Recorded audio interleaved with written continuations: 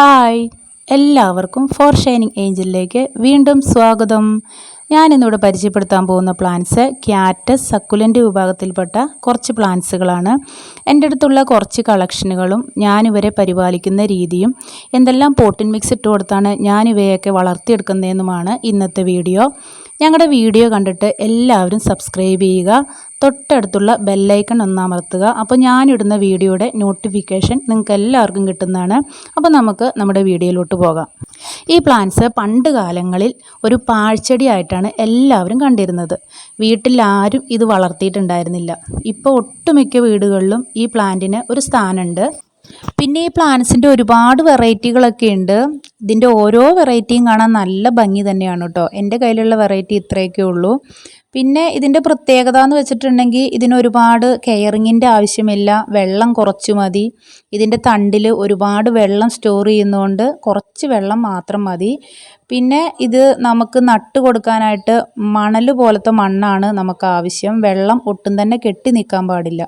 അപ്പോൾ നമ്മൾ പോട്ടൊക്കെ സെലക്ട് ചെയ്യുമ്പോൾ ചെറിയ പോട്ട് സെലക്ട് ചെയ്യുക. ആ ചെടിയുടെ വലിപ്പം അനുസരിച്ച് പോട്ട് സെലക്ട് ചെയ്തിട്ട് നല്ല ഹോളുള്ളൊരു പോട്ട് നോക്കിയെടുക്കുക. എന്നിട്ട് മണൽ കൂടുതലും ആഡ് ചെയ്യുക. അപ്പോൾ വെള്ളം നമുക്ക് കെട്ടി നിൽക്കാതെ ഈ ചെടികൾ വളർത്തിയെടുക്കാൻ സാധിക്കും.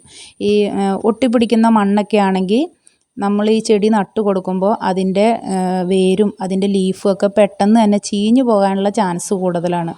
പിന്നെ ഇതിന് അത്യാവശ്യം സൂര്യപ്രകാശം വേണം, എന്നാലാണ് അതിൻ്റെ ആ കളറ് അതുപോലെ തന്നെ കിട്ടുള്ളൂ. പിന്നെ ഇതിന് നന കൊടുക്കുമ്പോൾ ഒരാഴ്ച കൂടുമ്പോൾ വെള്ളം കൊടുത്താൽ മതി കേട്ടോ. അപ്പോൾ നമ്മൾ ഇതിന് ഒത്തിരി വെള്ളം കൊടുക്കാതിരിക്കാൻ വേണ്ടിയിട്ട് ചിലപ്പോൾ ഈ സ്പ്രേ ബോട്ടിലൊക്കെ എടുത്തിട്ട് ചുമ്മാ സ്പ്രേ ചെയ്യും. അങ്ങനെ ഒരിക്കലും ചെയ്യരുത്. സ്പ്രേ ചെയ്ത് കഴിഞ്ഞിട്ടുണ്ടെങ്കിൽ ഇതിൻ്റെ ലീഫിൽ വെള്ളമായിട്ടുണ്ടെങ്കിൽ ഇതിന് പെട്ടെന്ന് തന്നെ ഫംഗൽ ബാധ ഉണ്ടാവും. എന്നിട്ടിത് പെട്ടെന്ന് തന്നെ നശിച്ചു പോകും. പിന്നെ ഈ പ്ലാന്റ്സിൻ്റെ ചില വെറൈറ്റികളിലൊക്കെ നല്ല വലിയ മുള്ളായിരിക്കും. ചിലതിന് കുഴപ്പമില്ല, ചിലതിന് നല്ല സോഫ്റ്റായിട്ട് മുള്ളാണ്, അത് കുഴപ്പമില്ല. ഈ വലിയ മുള്ളൊക്കെ ആണെങ്കിൽ നമ്മളത് കയ്യിൽ കൊള്ളാതെ തന്നെ നോക്കണം. ആ മുള്ള് കയ്യിൽ കൊണ്ടിട്ടുണ്ടെങ്കിൽ നല്ല വേദനയായിരിക്കും. പിന്നെ നമ്മളിതിൻ്റെ കട്ടിങ്സൊക്കെ എടുക്കുമ്പോൾ വളരെ സൂക്ഷിച്ച് തന്നെ എടുക്കുക. പിന്നെ ഇതിന് വളങ്ങൾ കുറച്ച് മതി കേട്ടോ. ഓവറായിട്ട് വളം വേണ്ട. വളം കൂടിപ്പോയാൽ ഈ പ്ലാന്റ് നശിച്ചു പോകാൻ സാധ്യതയുണ്ട്. അതുകൊണ്ട് വളങ്ങൾ കൊടുക്കുമ്പോൾ ശ്രദ്ധിച്ചു കൊടുക്കുക. പിന്നെ 30 ദിവസം കൂടുമ്പോൾ കമ്പോസ്റ്റും ചാണകപ്പൊടിയോ അങ്ങനെ എന്തെങ്കിലും ഒരെണ്ണം എടുത്തിട്ട് കുറച്ച് ഇട്ട് കൊടുക്കുക. എന്നിട്ട് ആ മണ്ണൊന്ന് ഇളക്കി കൊടുത്താൽ മതി. ഇത് ചെടി വളരാൻ നല്ലപോലെ സഹായിക്കും കേട്ടോ. പിന്നെ ചില കാക്ടസിൽ നല്ല ഭംഗിയുള്ള പൂക്കളൊക്കെ ഉണ്ടാവാറുണ്ട്. ഓരോ പൂക്കളുടെ വലിപ്പത്തിലുമൊക്കെ വ്യത്യാസമുണ്ട്. പിന്നെ ഈ പ്ലാന്റ്സ് പൂക്കുന്നില്ലെങ്കിൽ നമ്മുടെ ക്ലൈമറ്റിൻ്റെ പ്രശ്നം തന്നെയായിരിക്കും. ചില കാക്ടസുകൾ അങ്ങനെയാണ്. പിന്നെ ഇത് മാർച്ച് മാസം ഏപ്രിൽ മാസമൊക്കെ തുടങ്ങുമ്പോഴാണ് ഇതിനകത്ത് പൂവൊക്കെ വന്ന് തുടങ്ങുക.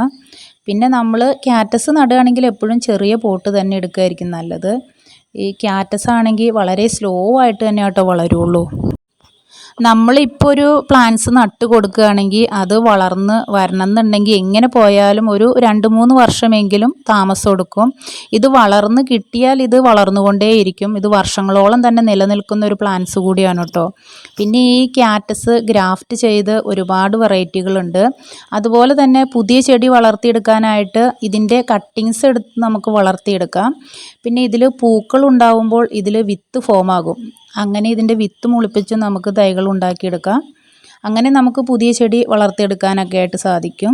ഇതിൻ്റെ കട്ടിങ്സ് എടുത്ത് വളരെ സിമ്പിളായിട്ട് വളർത്താം. പിന്നെ നമ്മൾ ഈ പ്ലാന്റ്സ് സൂര്യപ്രകാശം കൊള്ളുന്ന സ്ഥലത്ത് തന്നെ വെക്കണം. അതായത് ഡയറക്റ്റ് സൺലൈറ്റിൻ്റെ ആവശ്യമില്ല. അത്യാവശ്യം ഒരു 2-3 മണിക്കൂറൊക്കെ വെയിൽ വരുന്ന സ്ഥലത്ത് തന്നെ ഇത് വെക്കുകയാണെങ്കിൽ ഇത് വളരാൻ ഒരു സഹായമാകും.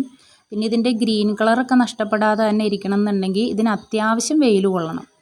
അപ്പം ഞാൻ ഈ പ്ലാന്റ്സൊക്കെ എൻ്റെ ഇൻഡോറിലാണ് കേട്ടോ വെച്ചിരിക്കുന്നത്. അവിടെ അത്യാവശ്യം വെയിൽ വരാറുണ്ട്. അപ്പോൾ അത് കാരണം അതിൻ്റെ ഗ്രീൻ കളറൊക്കെ അതുപോലെ തന്നെ നിൽക്കുന്നുണ്ട്. പിന്നെ ഈ ചെടി ഞാൻ ആദ്യമായിട്ട് നട്ട സമയത്ത് എൻ്റെ 2 പ്ലാന്റ്സ് നശിച്ചു പോയിട്ടുണ്ടായിരുന്നു. അത് ഒന്ന് എൻ്റെ ഓവർ വാട്ടറിങ്ങും പിന്നെ ഞാൻ കൊടുത്ത പോട്ടിൻ മിക്സും ഓക്കെ ആയിട്ടുണ്ടായിരുന്നില്ല. പശ പോലത്തെ മണ്ണായിരുന്നു. വെള്ളം ഒഴിച്ചു കൊടുത്തു കഴിഞ്ഞപ്പോൾ വെള്ളം ശരിക്കും വാർന്നു പോകാത്ത മണ്ണായ കാരണം അതിൻ്റെ വേരും അതിൻ്റെ ലീഫും എല്ലാം തന്നെ നശിച്ചു പോയി. പിന്നെ ഞാൻ ഇതിനെക്കുറിച്ച് അറിഞ്ഞ് ഇതിനെന്തൊക്കെ പോട്ടിൻ മിക്സ് കൊടുത്താണ് വളർത്തണ്ടേ എന്ന്, ഇതിനെങ്ങനെയാണ് വെള്ളം ഒഴിക്കേണ്ടതെന്നൊക്കെ അറിഞ്ഞ് പഠിച്ച് ഇത് വളർത്തിയെടുത്തപ്പോൾ ഇത് നല്ല ഓക്കെ ആയിട്ട് തന്നെ വന്നു കേട്ടോ.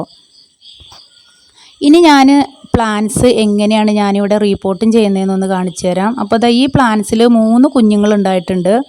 അതിൻ്റെ 3 ബേബി പ്ലാന്റ് ആണ് കേട്ടോ ഇതിപ്പോൾ ഞാൻ ഇങ്ങനെ ഒരു മണ്ണിൽ അടർത്തി വെച്ച് കൊടുത്തിട്ട് ഏകദേശം ഒരു 10 മാസത്തോളമായിട്ടുണ്ട്. ഇത് വളരെ സ്ലോ ആയിട്ടോ വലുതാവുള്ളൂ. അപ്പോൾ ഞാൻ അതിനായിട്ട് ഇവിടെ എടുക്കുന്നത് ഒരു 3/4 പാത്രം ചാണകപ്പൊടിയാണ്. പിന്നെ ഇതിൽ ഒരു പാത്രം മണലാണ് നമുക്ക് ഏറ്റവും കൂടുതൽ വേണ്ടത്. ഇത് കമ്പോസ്റ്റാണ് കേട്ടോ. ഇത് ഞാനിവിടെ ഉണ്ടാക്കിയ കമ്പോസ്റ്റാണ്. പച്ചക്കറിയുടെ തൊണ്ടും ഉള്ളിയുടെ തൊണ്ടും പഴത്തൊലിയും മുട്ടത്തോടും ഒക്കെ കൂടി ഇട്ടിട്ട് ഉണ്ടാക്കിയതാണ്. അപ്പോൾ ഈ ഒരു പ്ലാന്റ്സ് നടാനായിട്ട് ഞാനിവിടെ എടുക്കുന്നത് ഈ ഒരു പോട്ടിൻ മിക്സാണ്. കൂടുതലും മണലെടുക്കുക. മണ്ണ് ഞാൻ ഇതിനകത്ത് ഒട്ടും തന്നെ ആഡ് ചെയ്യണില്ല. കാരണം എനിക്കൊരു തവണ അനുഭവം ഉണ്ടായ കാരണം ഞാനിതിൽ അതിന് ശേഷം മണ്ണിട്ടിട്ടില്ല. ഇങ്ങനെയാണ് ഞാനിവിടെ പോട്ടിൻ മിക്സ് എടുത്തിട്ട് സക്കുലൻറ്റും ക്യാറ്റസും ഒക്കെ നടാറുള്ളത്. പിന്നെ ഞാൻ ഈ പോട്ടിലേക്കാണ് കേട്ടോ നടണത്. നമ്മൾ ചെറിയ പ്ലാന്റ് ആണെങ്കിൽ ചെറിയ പോട്ട് മതി. നല്ല പോലെ ഹോളുള്ളൊരു പോട്ട് എടുക്കുക. എന്നിട്ട് അതിനകത്തേക്ക് കുറച്ച് ബേബി മിറ്റിൽ ഇട്ട് കൊടുത്തിട്ട് നമുക്ക് ഈ പോട്ടിൻ മിക്സ് ഇട്ട് കൊടുക്കാം. നമ്മൾ ഏതൊരു ചെടി നടുമ്പോഴും അതിൻ്റെ പോട്ടിൻ മിക്സ് എന്താ കൊടുക്കേണ്ടത് നമ്മൾ ആദ്യം അറിഞ്ഞിരിക്കണം. അല്ലെങ്കിൽ നമ്മുടെ ചെടിയൊക്കെ നശിച്ചു പോകും. എനിക്ക് ഒരുപാട് അനുഭവങ്ങളുള്ള കാരണമാണ് ഞാനിങ്ങനെ പറയണത്. അപ്പം നമ്മൾ നല്ലൊരു ചെടി നോക്കി നമുക്ക് സെലക്ട് ചെയ്യാം. കണ്ടോ, അത്യാവശ്യം നല്ല റൂട്ടൊക്കെ വന്നിട്ടുണ്ട്. ഈ 3 പ്ലാന്റ്സും നടാറായിട്ടുണ്ട്. ഞാനിപ്പോൾ ഇത് 10 മാസത്തോളം കണ്ടായി. ചെറിയ പ്ലാന്റായിട്ട് എടുത്തു വെച്ചതാണ്. അപ്പോൾ അത് അത്യാവശ്യം വേരൊക്കെ ഇറങ്ങിയിട്ടുണ്ട്. അപ്പോൾ ഇതുപോലെ വെച്ച് കൊടുത്തിട്ട് മണ്ണിട്ട് ഫില്ല് ചെയ്തെടുത്താൽ മതി. നമ്മൾ ഒരുപാട് വളമൊന്നും ഇട്ട് കൊടുക്കേണ്ട ആവശ്യമില്ല. ഇത്രയും വളം തന്നെ ഇത് വളരാൻ ധാരാളമാണ്. അപ്പോൾ ഇതുപോലെ വളമൊക്കെ ഇട്ട് കൊടുത്തു കഴിഞ്ഞിട്ടുണ്ടെങ്കിൽ നമ്മുടെ വീട്ടിൽ ക്യാറ്റസ് വളർത്തിയെടുക്കാൻ പറ്റും. ഇത്രയും മതി. എന്നിട്ടൊന്ന് ജസ്റ്റ് പുഷ് ചെയ്ത് കൊടുത്താൽ മതി. ഇതേപോലെ മണ്ണ് സെറ്റ് ചെയ്താൽ മതി കേട്ടോ. ഒത്തിരി വളം ഇട്ട് കൊടുത്തിട്ടുണ്ടെങ്കിൽ ഇത് ചീഞ്ഞു പോകും. ഇനി നമുക്ക് ഇതിന് ആവശ്യത്തിന് വെള്ളം ഒഴിച്ചു കൊടുക്കണം. അപ്പോൾ ഇതുപോലെ വെള്ളം ഒഴിച്ചു കൊടുക്കാൻ ശ്രദ്ധിക്കുക. കാരണം അതിൻ്റെ ലീഫിൽ വെള്ളമായിട്ടുണ്ടെങ്കിൽ അത് ചീഞ്ഞു പോകും. പിന്നെ അതിന് ഫംഗൽ ബാധ ഉണ്ടാവും. പിന്നെ ആ പ്ലാന്റ്സ് പാടേ നശിച്ചു പോകും. ഇനി നമുക്കിതിങ്ങനെ ഒരു 2 ആഴ്ച വരെ ഇതിങ്ങനെ തന്നെ ഇരിക്കട്ടെ. അത് കഴിഞ്ഞിട്ട് ഓരോ ആഴ്ചയിൽ വെള്ളം ഒഴിച്ചു കൊടുത്താൽ മതി. പിന്നെ നമ്മൾ വേറെ ഫെർട്ടിലൈസർ ഒന്നും ഒഴിച്ചു കൊടുക്കേണ്ട ആവശ്യമില്ല കേട്ടോ. പിന്നെ അടുത്ത പ്ലാന്റ്സ് ഇതാണ്. ഈ പ്ലാന്റ്സിൻ്റെ നമ്മളിതാണ്ടോ ഇങ്ങനെ ബോൾ പോലെ വന്നിരിക്കുന്നില്ല, അവിടെ നിന്ന് കട്ട് ചെയ്ത് വെച്ചാൽ പിടിക്കും. പിന്നീട് ഇത് ഇങ്ങനെ ഒരെണ്ണം അടർത്തിയിട്ട് നമ്മൾ സാധാ മണലിലേക്ക് വെച്ച് കൊടുത്താൽ അത് പിടിക്കും. പിന്നെയുള്ളത് ഈ പ്ലാന്റ്സ് ആണ്. ഇതിനിങ്ങനെ ബേബി പ്ലാന്റുകൾ ഇങ്ങനെ അടിയിൽ നിന്ന് വരും. അപ്പോൾ കുറച്ചും കൂടി ഹെൽത്തി ആകുമ്പോൾ അത് ഒരു ചെറിയ പോട്ടിലേക്ക് കുറച്ച് മണൽ മാത്രം എടുത്തിട്ട് നട്ട് കൊടുക്കുക. എന്നിട്ടത് ഹെൽത്തി ആയിട്ട് മാത്രമാണ് കേട്ടോ പോട്ടിൻ മിക്സൊക്കെ കൊടുത്ത് അത് നടാവുള്ളൂ. കുറച്ച് കമ്പോസ്റ്റും കുറച്ച് ചാണകപ്പൊടിയും മാത്രം ഇട്ട് നട്ടാൽ മതി. അത് ആദ്യമായിട്ട് നടുമ്പോൾ നോർമൽ മണലിൽ തന്നെ നടുക, ഇല്ലെങ്കിൽ അത് ചീഞ്ഞു പോകും. പിന്നെ അടുത്ത പ്ലാന്റ്സ് ഇതാണ്. ഇത് ഞാനിത്തിരി വലിയ പോട്ടിലാട്ടോ വെച്ചിരിക്കുന്നത്. ഇതും 3-4 കുഞ്ഞുങ്ങൾ വന്നിട്ടുണ്ട്. പിന്നെ അടുത്തത് ഇതാണ് കേട്ടോ. ഇതിൽ ബേബി പ്ലാന്റ് വന്നിട്ടുണ്ട്. ഇത് കുറച്ചും കൂടി ഹെൽത്തി ആവുമ്പോൾ നമുക്ക് മണലിലേക്ക് വെച്ച് കൊടുക്കുകയാണെങ്കിൽ അതിന് വേരൊക്കെ പിടിച്ച് കിട്ടും. അതൊന്ന് നല്ലപോലെ പിടിച്ച് കിട്ടിയിട്ട് നമുക്കിത് നല്ല പോട്ടിൻ മിക്സൊക്കെ കൊടുത്തിട്ട് നടാം. പോട്ടിൻ മിക്സ് എന്ന് പറയുമ്പോൾ ഒത്തിരി വളമൊന്നും ചേർക്കരുത് കേട്ടോ. പിന്നെ അടുത്ത പ്ലാന്റ്സ് ഇതാണ്. ഇതിപ്പോൾ ഒരെണ്ണം അടർത്തി നടാറായിട്ടുണ്ട്. പിന്നെ ബേബി പ്ലാന്റുകളൊക്കെ വരുന്നുമുണ്ട്. അപ്പോൾ ഇതും അതുപോലെ തന്നെ ഫോളോ ചെയ്യാം. നല്ലൊരു പ്ലാന്റ്സ് ആണ് കേട്ടോ ഇതിൻ്റെ മുള്ളെന്ന് പറയാനായിട്ട് ചെറിയ സോഫ്റ്റ് ആയിട്ടുള്ള മുള്ളാണ്, കുഴപ്പമില്ല. ഈ പ്ലാന്റ്സ് ഞാൻ വെച്ചിട്ട് ഏകദേശം ഒരു 2 വർഷത്തോളമൊക്കെ ആയിട്ടുണ്ട് കേട്ടോ. ഇത് സ്ലോ ആയിട്ട് ഇത് വളരുള്ളൂ. അപ്പോൾ ഇനി നമുക്ക് ഇങ്ങനെ ബേബി പ്ലാന്റ് വരുമ്പോൾ നമുക്കത് തൈകളാക്കാവുന്നേ ഉള്ളൂ.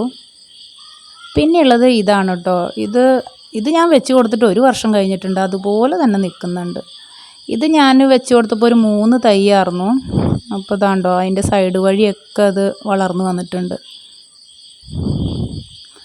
ഇതും വളരെ സ്ലോ ആയിട്ട് തന്നെ വളരണതാണ്. പക്ഷെ വളർന്നിങ്ങ് കിട്ടി കഴിഞ്ഞിട്ടുണ്ടെങ്കിൽ പിന്നെ ഒരിക്കലും നശിച്ചു പോകത്തില്ല ഈ പ്ലാന്റ്സ്. പിന്നീടുള്ളത് ഇതാണ്. ഇത് പ്രൊപ്പഗേറ്റ് ചെയ്തെടുക്കാൻ പറ്റിയൊരു പ്ലാന്റ്സ് ആണ് കേട്ടോ. പെട്ടെന്ന് തന്നെ വളരും. നല്ലൊരു പ്ലാന്റ്സ് ആണ്. ഇതിൻ്റെ ചെറിയ കട്ടിങ്സ് വെച്ചാലും ഇത് വേരെ ഇറങ്ങിപ്പിടിക്കും.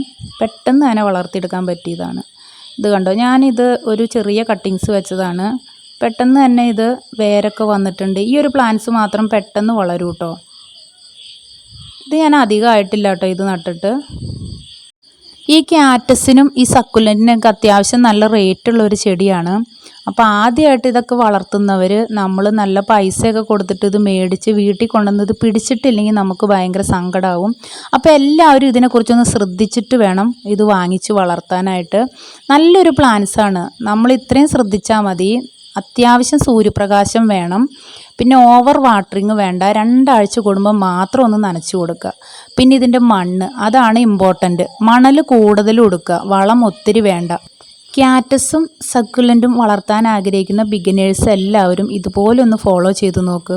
നമ്മുടെ വീടുകളിലും ഒരുപാട് ക്യാറ്റസും ഒരുപാട് സക്കുലൻറ്റും ഉണ്ടാക്കിയെടുക്കാൻ സാധിക്കും. നല്ലൊരു പ്ലാന്റ്സാണ് കേട്ടോ.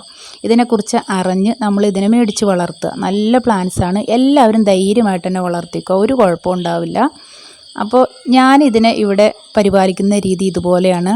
ഞങ്ങളുടെ വീഡിയോ ഇഷ്ടപ്പെട്ടാൽ നിങ്ങൾ തീർച്ചയായിട്ടും സബ്സ്ക്രൈബ് ചെയ്യണം കേട്ടോ. താങ്ക്